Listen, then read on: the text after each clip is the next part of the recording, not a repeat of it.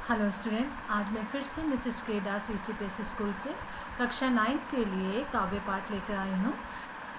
हम लोगों ने वाक शुरू करा था जिसके 3 वाक हम पढ़ चुके हैं, जिसकी कवित्री ललित जी हैं।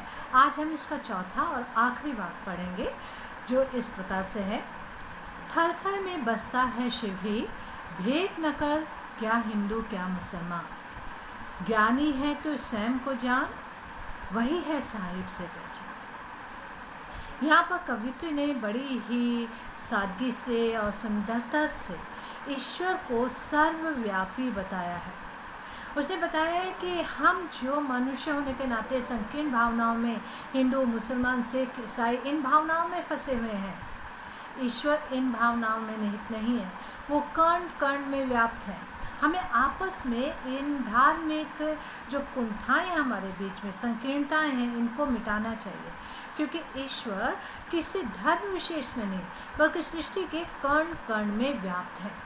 कवित्री बता रही है, थल थल में बसता है शिव ही। ईश्वर की सर्वत्र उपस्थिति के बारे में बताती कवित्री कहती है कि वह हर स्थान में व्याप्त है।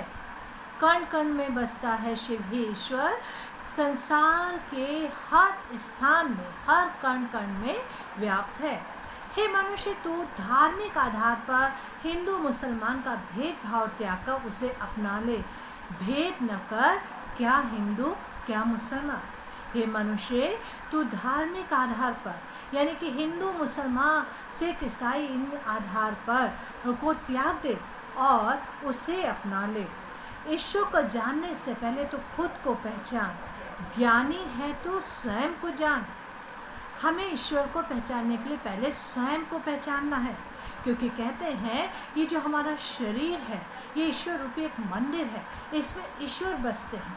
तो जब तक हम अपने इस हृदय रूपी मंदिर को अच्छे से नहीं जानेंगे, हम अपने आप को अच्छे से नहीं पहचानेंगे, तो ईश्वर को कैसे प्राप्त कर पाएंगे। तो वो कहता है ईश्वर को जानने से पहले तो खुद को पहचान, अपना आत्मज्ञान कर, अपने बारे में जान कि तू क्या है, कैसे करता है, किस प्रकार का मानव है तू।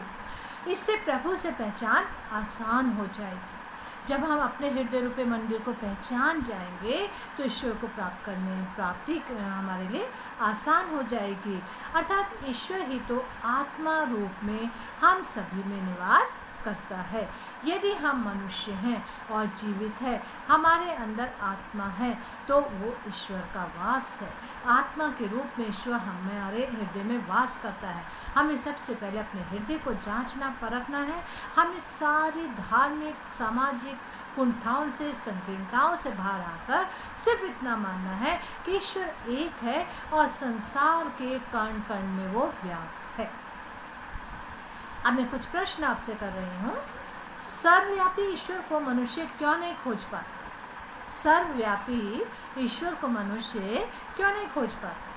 सर्वव्यापी ईश्वर को मनुष्य इसलिए नहीं खोज पाता क्योंकि वह हिंदू और मुसलमान में बंटकर अपने अपने धर्म स्थलों पर प्रभु को खोजता फिरता है और अपने अज्ञानवश वह प्रभु को नहीं खोज पाता। वो हिंदू मुसलमान सिख ईसाई होने पर इधर उधर अपने अपने धार्मिक स्थलों में उन्हें खोजता है, लेकिन अपना आत्मज्ञान नहीं करता। इस प्रकार से वो ईश्वर को नहीं ढूंढ पाता। आत्मज्ञानी ईश्वर को कैसे पा सकता है? ईश्वर सर्वव्यापी है, वह हर एक प्राणी में समाया है। इसके अलावा मनुष्य में निहित आत्मा भी तो ईश्वर का ही अंश है। यह आत्मज्ञान होने से हम ईश्वर के दर्शन पा सकते हैं। इसके लिए मनुष्य को आत्मज्ञानी बनना होगा। कवित्री ने साहिब से पहचान किसे बताया है? कवित्री ने साहिब से पहचान आत्मज्ञान को बताया है, जिसकी मदद से ईश्वर को पाया जा सकता है। कवित्री के अनुसार ईश्वर कहाँ रहता है? कवित्री के अनुसार ईश्वर हर जगह व्याप्त है।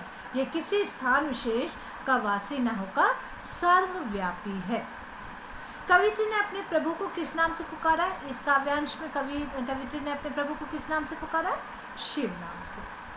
ईश्वर को कैसे पाया जा सकता है? ईश्वर को पाने के लिए मनुष्य को आत्मज्ञानी बनना होगा, अर्थात अपना ज्ञान प्राप्त करना होगा, अपने को जानना होगा, क्योंकि मनुष्य में निहित आत्मा परमात्मा का अंश है। भेद न कर क्या हिंदू क्या मुसलमान के माध्यम से कवित्री ने क्या संदेश दिया है? कवित्री ने मनुष्य को हिंदू मुसलमान के बीच भेदभाव न करके सभी मनुष्य को एक समान मानने समझने का संदेश दिया है। यह साहिब किसे कहा गया है?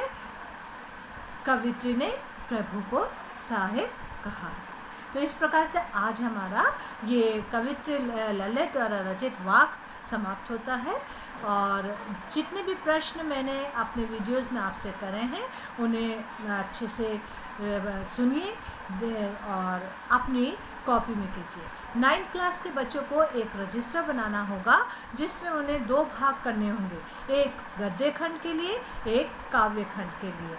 अलग अलग रजिस्टर नहीं बनाने, एक ही में आपके 2 पार्ट होंगे, आधा रजिस्टर गद्य खंड के लिए और आधा काव्य खंड के लिए।